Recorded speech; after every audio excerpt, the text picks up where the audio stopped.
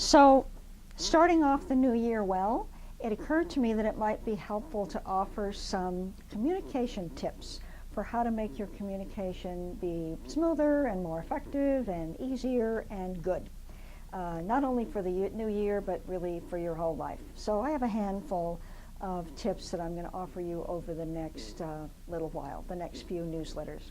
So the first one that's really one of my favorites and the most important, I think, maybe, is seek first to understand. Stephen Covey wrote about this in his life-changing book, 7 Habits of Highly Effective People. And why is this so important? Well, first of all, people don't live in a vacuum. Life is really about relationship.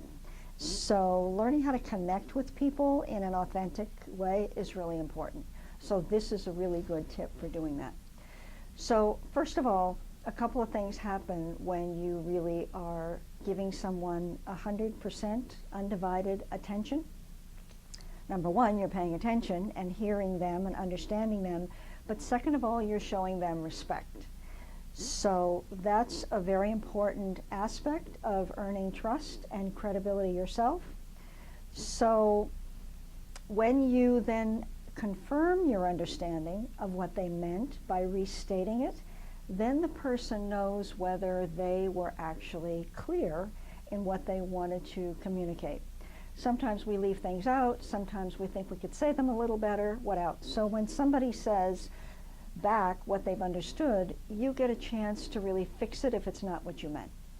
So now you've established a connection and respect. Now there's something important to know here, and you can think about this yourself.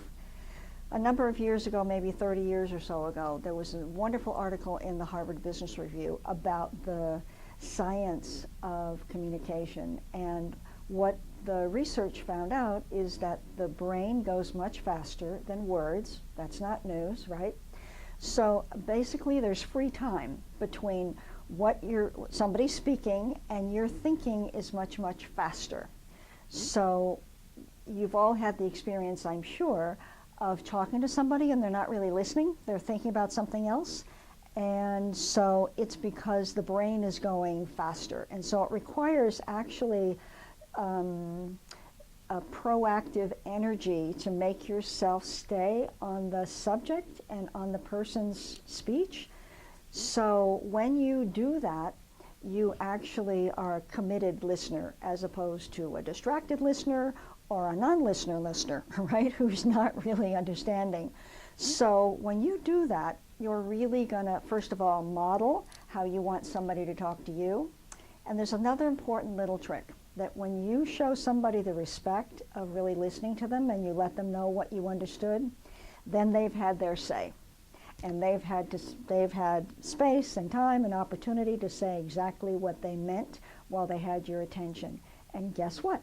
When you're ready to talk, they're far more available to give you their attention because they're not being distracted thinking about what they want to say. So it's really in your best interest to seek first to understand and then to be understood. So let me just say that if you have a question or a comment about this, I'd invite you to visit me on toughtalkcoach.com to the contact us page and send me a note or ask me a question, and that would be great. So until next time, have a great conversation.